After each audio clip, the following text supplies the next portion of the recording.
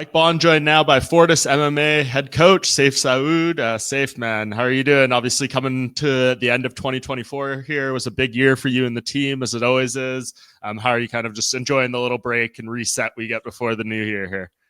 Man, I'm so grateful the UFC has those couple weeks off. I think people don't understand we don't have a season, right? So it's every single week from January all the way to December. So just a good time to regroup and be around the family and just, try to spend time with loved ones and remember why we're doing what we're doing, every single day in the gym.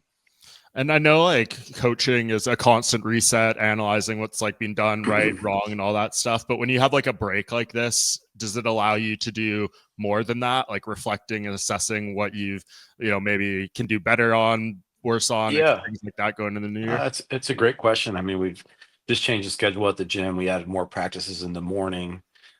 Everybody's doing specialty sessions. We want to try to make sure that there's more opportunity for the high level pros. We have lightweight practice. We have welterweight and up practice. Now we've got guys moving to heavyweight. So we're practicing now more than we ever have, and that is the good thing about being home is just spending time with the team. We've got some real tough young up and comers. We got a bunch of people, like 10 people on a Fury card uh, the very first week of February. So we're gearing everything up. Big fights coming in the UFC as well. So it's on the grind, but it's good to really be able to work, and not have to be in the airport every other day. Yeah, definitely. And we'll get into some of those big fights coming up. But curious, just like another one from a coaching perspective, as we talk about like the evolution and all that. Do you feel like the game is still evolving in like leaps and bounds? Like when you look at Oh, 24, do you see a lot differently from what we saw in 23 and things that can be built on, adjusted going into next year? it's unreal, man. And I said this a long time ago. It's going to just keep becoming more and more and more evolved, faster, quicker. And it's going to be stand-up fighting. The years of taking a guy down and laying on him, those days are done, and the judges are getting away from that, which is they should. And the athletes are just better and better and better. These young guys that are 1-0, 2-0, fighting the guys in the UFC and tooth and nail, life and death. Guys that are just starting to come up. I mean, they're so tough.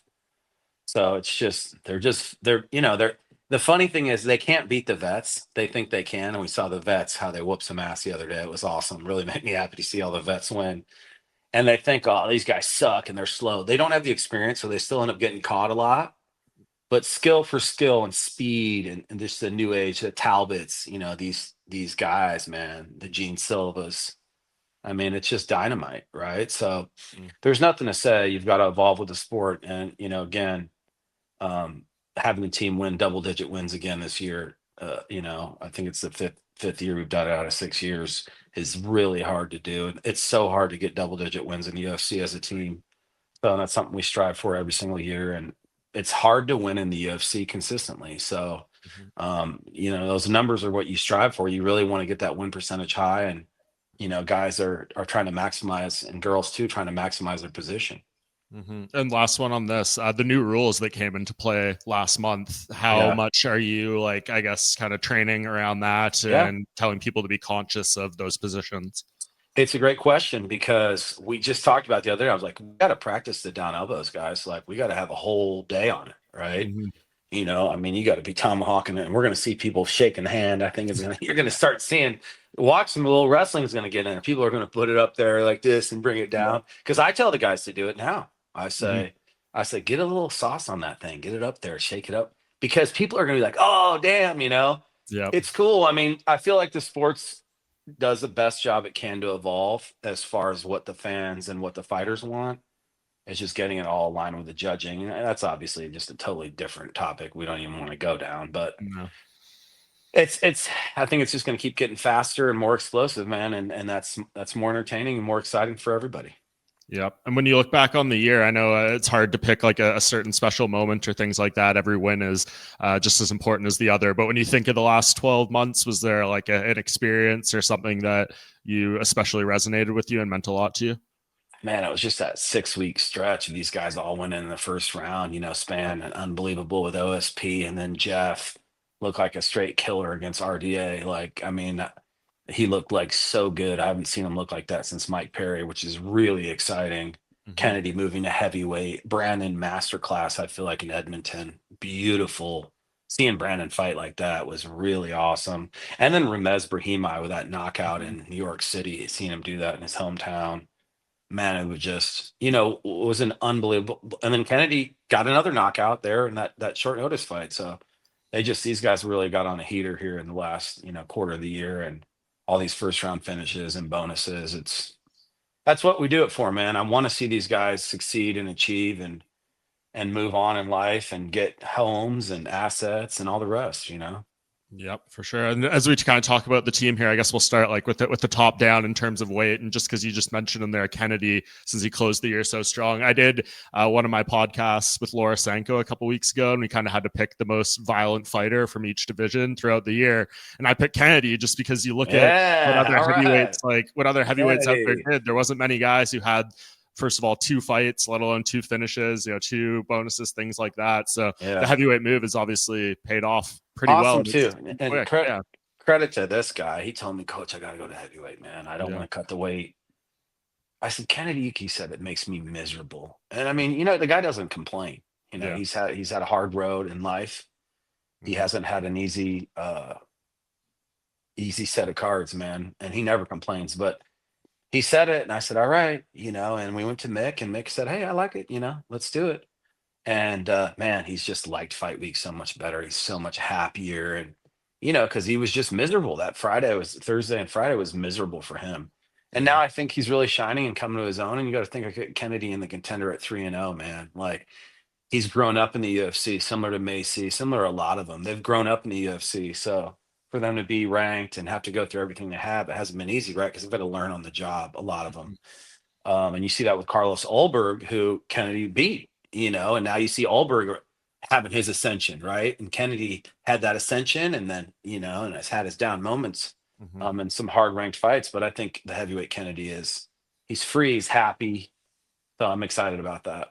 Yeah, what do you think they're going to try to do with him now? Because I think both of these fights he took were somewhat short notice. So, like, would Yeah. he see? And this is what he says every time. Like, I couldn't do this at 205. But do you think now, No, given the hot start there, like, is this he's now always time to ready. do a He full tells me, camp though? Like, I'm and ready. I'm get a ready. bigger He name? tells me, Coach, I'm Yeah, ready. I said, Kennedy, we got to be ready. He said, Coach, I'm always ready. That's yeah, what he tells me. I said, Coach, we got to be ready, Kennedy. Coach, I'm always ready. All right, yeah. I'm ready. Just put me in. And he's mentally connecting, and he's always been a monster. I mean, I've raised a kid since day one. He was never thrown a punch, and to see him evolve, and now he's just coming into his own mentally. His age, his stage. He's married. He's expecting a child. These guys are just growing up, and it's a lot for them to handle. And so it just makes me happy that they're all still in the UFC. I'm really proud of having all my guys still in the UFC after all these years, from 17 and 18 on the contender. Here they Mhm. are, 7 years later, they've made a career out of it. And they're guys that have been ranked and guys that are formidable. So, and I still think they have a big upside. Kennedy could do great in the heavyweight division. Yeah, for sure. We just need things to clear up and have this kind of current era move on, so the next guys can actually formulate a true division. But we'll see what Yeah. happens in the next year or so here. Yeah. Speaking of the heavyweights, Ryan Spann, he's going up there, moving up, fighting Waldo Cortez Acosta March Yeah. 15th. How did that decision come to be to pull the trigger on moving to heavyweight? It's funny because Spann always said, I'm going to go to heavyweight, and then I'll go and Kennedy will stay and we'll switch off and, this, that. And for them to all be now at heavyweight Yeah. and it to kind of come to fruition, that's something they always talked about. Alonzo's going to stay at light heavyweight. He's back at the gym. Those guys that have the frame for heavyweight, man, they're big. They're 6'5", huge reach, big explosive guys walking around 230, 245. Mm-hmm. At their biggest, they can handle it. They've got the frame for it. So I think he can do amazing stuff as well at heavyweight. And, you look at John and what John has done. And Yeah. I think that we're just a little bit ahead of the curve here, getting our light heavies into heavy. I think Mhm. you're going to see a lot of teams and a lot of fighters trying to make this jump now, similar to what we're doing. And we're just trying to be ahead of the curve. And I think the guys are getting older. They're better. They're quicker. They're very talented and skilled. I think they can do great at heavyweight.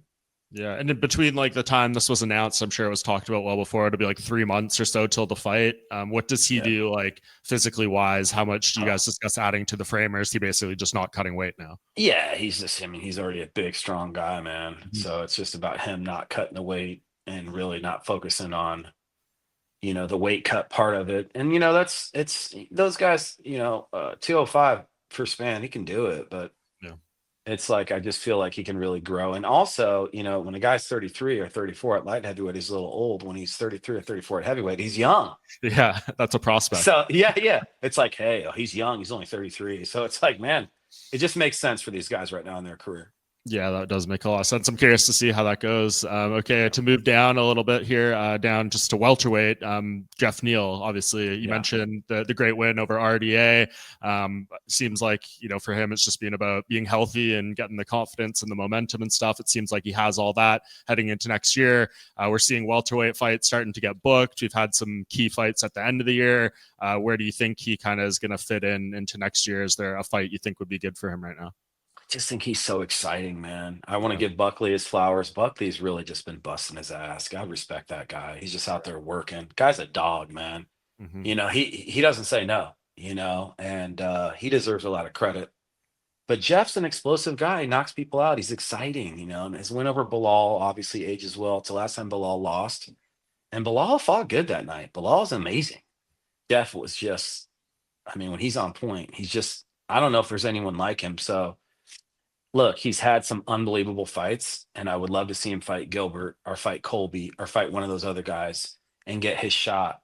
One of those guys. I mean, because Jeff is a guy that fights with the new style. He's not going to grab, he's not going to hold, and I just think that he deserves a chance to try to get back up there. We saw his fight with Shafkat, and he should not have been. He was not healthy for that fight. Mm-hmm. In hindsight, I look at that fight and I'm like, man, and that fight was life and death. And the Ian Gary fight was super close, and it was a weird fight. So, and nothing to take any credit away from him, but I mean, it wasn't like, wow, these are the two guys that just fought, super close fight at the top, and the guy that's a champ, he has a win over. So I just feel like he's very relevant in the division, but he's got to get a big win against one of those top guys, and one of those guys got to give him a shot. Sean Brady's trying to call those guys up in front. I would just, Jeff fought back a few times, so I would like to see him fight up and just get one more shot at really going for the gold. Bilal won it at an older age and with a lot of respect and hard work. And I feel like I would just love to see Jeff get it back up there. Not even, oh, hey, he's going to win this, he can beat Bilal, blah, blah. No, I just want to see him at his best, and that's exciting, I think, for everybody. So it's not even, he deserves the title shot. Like, people say that. It's like, man, once you lose, you fall back down on that totem pole. You got to win. Mm-hmm. But if Jeff knocks two people out, what? People will want to see him fight for the title. He's one of those guys at 10 that could do that. So we'll see what the UFC has. I would like to see him fight up since he just fought back, and then he can fight back as these young guys are coming in, Prates, all these killers. And I think those are good fights too. He'll never go anywhere if he's always fighting the up and coming guy. He's fought everybody. He's fought Chavcat. He's fought Ian Gary. He's fought Wonder Boy. He's fought Bilal. I mean, he's really Vicente. Like, he's really fought them all, and so he's a guy I would like to see get a chance to go up. Yeah, the resume is great. Timing, like first quarter of the year, or when do you think ideally? Yeah, no, he had a couple nicks, but it's whatever the UFC wants, and we'll be ready to go. For sure. Okay, on to lightweight. I think this is your first fight you have for the year, at least on the UFC. Diego Ferreira fighting at UFC 311 against Grant Dawson. That's a very fascinating fight. Probably two of the most underrated lightweights in the UFC right now. Diego's, being great through his whole career. It seems like he's finding his groove again now, though, even though he's a little longer in the tooth. So what do you just make of that fight and how he's looking? You calling him old? Are you calling him old, Mike? Not quite yet. For lightweight, he is on the older side, though. We'll say he don't look it. He's figured some things out there with his weight, and that was a problem earlier for him in his career. Now he's light, and man, he's a dog, and he's just got a great mind for the game, and you saw what he did against Rebecca on short notice. And that guy's a monster. And Michael Johnson's looking great too. And those are his last two wins. So Diego was a top 10 guy, and I would love to see him get back in there. Lightweights is just so hard. And Grant Dawson is a really tough task. Guy's a real killer, a real hard worker in the gym. That guy doesn't leave any stone unturned. He's going to do everything he can to be ready for that fight. Cardio, he's going to train with all those guys on the grappling. He knows what Diego's good at. He's going to try to snuff it out. And what I like about Grant Dawson is he does what he's good at, and he don't give a shit what anybody says. Like, he's like, this is what I do, and I'm good at it. And Yeah, he got knocked out in the Bobby Green fight, but stuff happens, man. Like, Mhm. you can't discount the guy. He's got amazing top pressure. He's really strong. You can just see it on him. And he smothers guys that are good. So yeah, we got to be ready for that fight. And I think that's going to be a hell of a fight. I mean, LA, it's going to be a big card. Get stuff started and get rocking for 25. Yeah, got the lightweight title fight on that card too, so it's obviously a big night for that division. You Yeah. mentioned Grant though, and like he, as you said, kind of at the top of the interview, these guys who are, the take you down and smother you a little bit. Grant even says like, I think he did an interview with MMA Junkie Radio last week, and he's like, all my training is trying to be more threatening on the Yeah. ground, submissions, all that stuff. Do you look at him as one of those guys that you kind of It's referenced not early on, or? it's not easy, man. That guy against 99% of the populace slices them, dices them, takes them down, and beats them up in a submission. I mean, we've seen him beat up some very good grapplers Mhm. from the top. I mean, he gets half guard. He's got a whole game there, Yep. and he's a dog. The guy's a dog, man. And so, yeah, it's hard though, to submit Diego, right? It's hard to submit guys that are really high level. And I think he knows that. I think Grant knows that. I think Grant's a guy that does all the homework.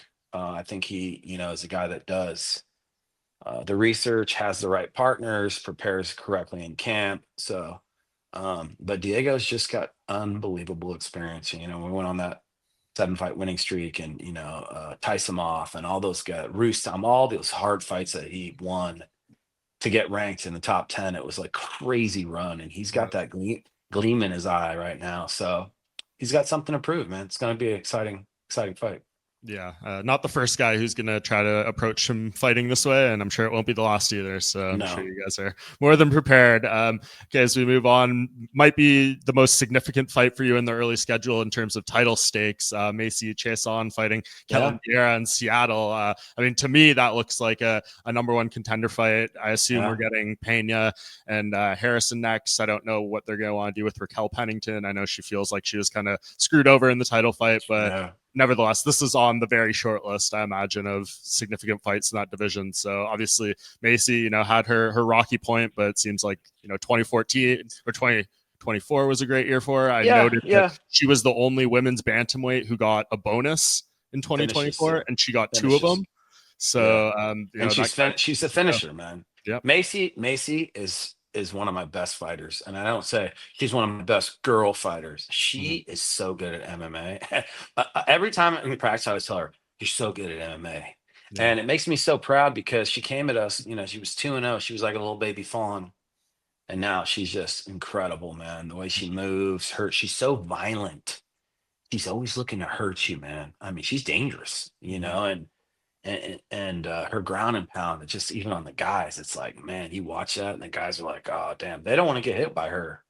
And it's hard to find training partners for her.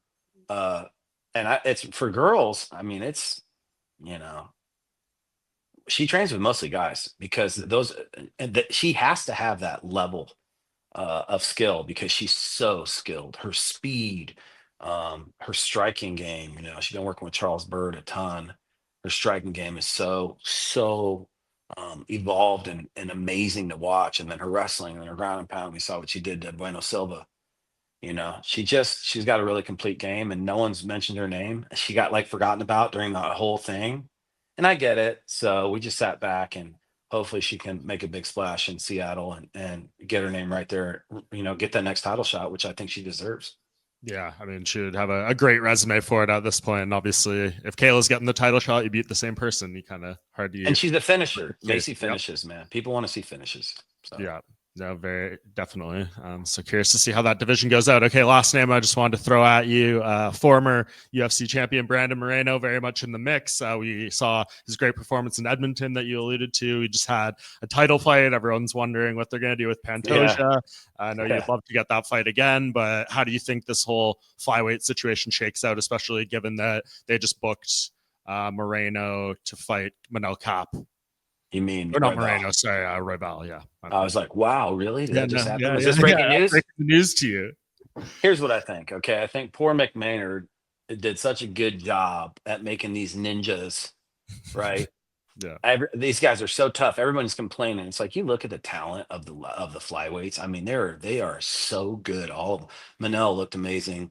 Rival, but to me, Brandon is still the most complete one overall. And I think when you look at Brandon's fight with his last fight with Pantoja, I feel like if that was judged now with the judging now, we win Mm. that fight off of damage. And that fight was so close, and it's kind of gotten lost in the cards because Brandon's lost him before. And but the thing is, I feel like Brandon now is even better, but Pantoja's even better. And the Mhm. reason you can't say anything is because Pantoja is going out there and dominating people and finishing them in a way. It's like you got to put a new name in the hat. Like he's winning in a way where it kind of, like, of course, if it was a shit fight, it'd be different, but he's dominating, he's getting better, he's improving. And so we've just got to see what happens with Brandon. And Brandon's one fight away, I think, all the time. But with who, and I understand Mick Maynard and the UFC not giving us the title shot right now, right? They've already fought so many times, even though I think it's probably the best fight, Right. personally. Yeah. I think Kai is amazing and is going to do great on the feet, but I just don't know if he's going to be able to handle that ground game. But he's not easy to take down either. Hmm. Um, but you saw Albazi take him down and take his back, although Kai handled it. And you saw what Brandon did to Albazi. I mean, Albazi couldn't even get close to him. I mean, it wasn't even close. So I think Brandon still matches up probably the best with Pantoja, and I think that he could absolutely win that fight. But because of their past and the history, we just got to sit and wait, see what happens. See if somebody drops from Manel and Royval, if one of them gets hurt, step in and fight that guy. Um, Fight somebody else, and see what happens. But it's like, who else does Brandon fight, right? Like he's so far up there. And after the Albazi fight, Brandon has a win over Albazi. Hmm. He has a win over Royval, a finish over Royval. Even though Royval has a win over him, he has a finish. Injury or not, it still counts. Yep. He has, and then he has the closest fight with Pantoja. That's his position with the top three guys. The win over Albazi, the win over Royval, right? So it's like it's hard. It's hard to kind of figure out where to go from here, but we're just gonna have to wait. And Brandon's has had his title shots and had amazing, opportunities. But I also think he can absolutely be the three-time champion. Never been done before, and I think that that's just like the Chiefs, man. Like I just think it's special, and I really feel like it's going to happen. And I feel like skill-wise, he obviously can do it, right? It's just what is the opportunity going to be, and that's he's 30 years old. It's just going to take patience, and we're just going to have to kind of wait and see. Yeah. And last thing on him, I mean, I know there's some rumors of maybe another Mexico City event next year. I know that hasn't been his like the kindest place to him. And I know it's a lot media wise and just like everything, the elevation, all It's the the stuff elevation. for Yeah, the him. Yeah. elevation just killed him, and Would you yeah, I be, if mean, they brought something, would you be like, hey, can we we find listen, another date if possible? I listen, know you'll do what you listen. have to do if what the Brandon UFC loves the wants, but UFC, yeah. and we love the UFC, dude. The UFC made Brandon. They built Brandon. They love Brandon. Hmm. And Brandon, man, he gets it, dude. He gets it. And everyone could say, oh, this, that, and the other. It's like, dude, this kid's from TJ, man. And he's a star. He can't even go anywhere now, Yeah. you know? But he's done it 3 times and it hasn't worked out every time. So Yeah. it's just in general, obviously, I think that, is a hard setup for him. But, that's why he said yes the last time because they Hmm. needed it and they were doing the PI. And look, man, these guys love him too. They're trying to, look, we win that fight. It's a split decision. We win that fight. Maybe we have this run and beat all these guys. And talking about Brandon as being an all-time great. Maybe he beats Royval. Maybe he beats Asakura. You But know what I mean? So yeah, even if he got that win, though, do you feel like he talks so much about that mental break he needed? Like, even if he won that, do you 100%. still feel Yeah, like you're he right. needed It's a that great time away? point. He absolutely needed a time away because even when he won the belt and when we won the belt with Figgy, that was a hard freaking camp, man. And we Yeah. went through so much shit. He was hurt. His MCL. I mean, like it was touch and go. I mean, there for a little while, but we just got through it, and then we just peaked perfectly. And Hmm. Pantoja, he really did put an unbelievable fight that night. I mean, that was the all-time great flyweight title fight. I think It that's the was. best one. I mean, that fight was unreal. Like I've seen it so many times.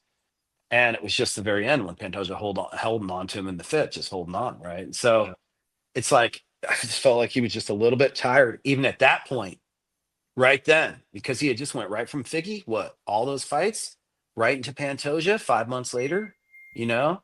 And so I think that he was just tired, man, and then we made weight. We were supposed to fight Albazi, and then he got hurt, and then he got hurt again. Remember that? And he was supposed to fight Mexico City, and they pushed it. So a lot of stuff happened, and I just saw the kid. He looked exhausted.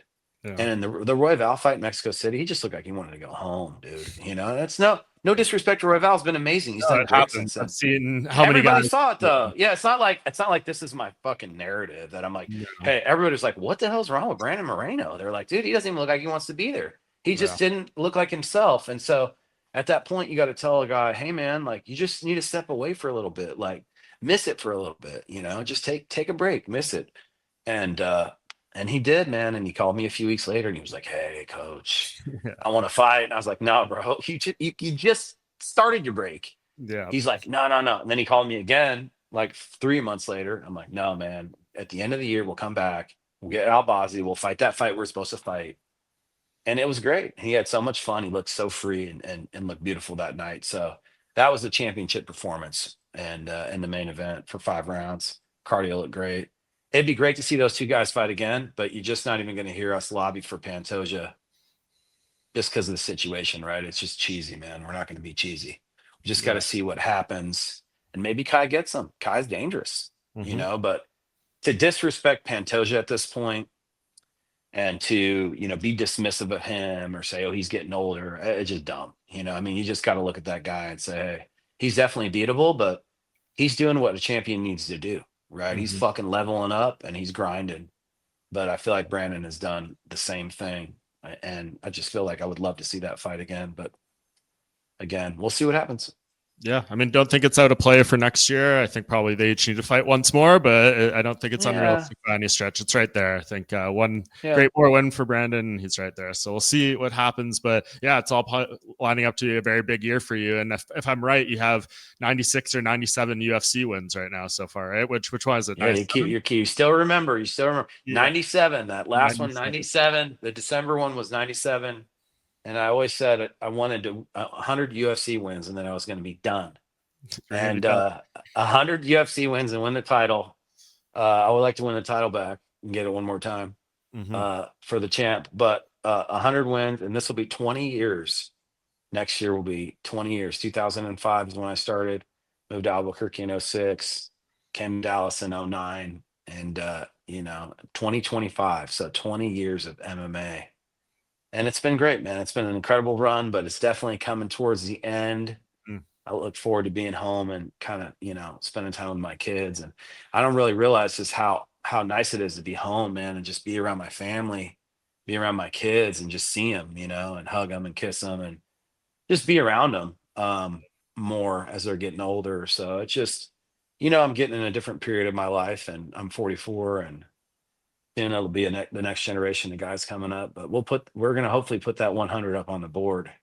Soon, yeah, Right. I think so. When you envision that, just quickly, I mean, do you envision like yourself washing your hands of the sport completely, or do you sell the gym, or do you have a transition plan in place and you'd still be semi-present, just far more in the background? I'm gonna give Spann a shout out because Spann is always like, Coach, I'm gonna be the champ. And he's like, I'm just Yeah, gonna buy the gym. He's so lovable. He's yeah, so lovable. I'm gonna buy the gym. And he's like, that's it. And I'm like, all right, let's do that. And then he told me, I want to get that 100 win for you. I want you to be the 100. He's fighting in March. So he's like, I want to be the guy. And my goal was for these guys to take over the gym. I don't think they're ready for that yet. yeah, But for them to get a little older and take over the gym and just kind of then they take it over and they raise the new crop. And it's like a legacy, like sensei passing it down to the next sensei and the next sensei. yeah, It keeps going because our gym, it's so organic. I started it, every fighter's from there. It's really different, right? We have more contender wins than anyone else. Now I think maybe more UFC wins in the last 5, 6 years. I mean, it's definitely up there. And it all came from that one place. So it's like really unique. And I would like to see that continue. I would like to see one of them take the gym over.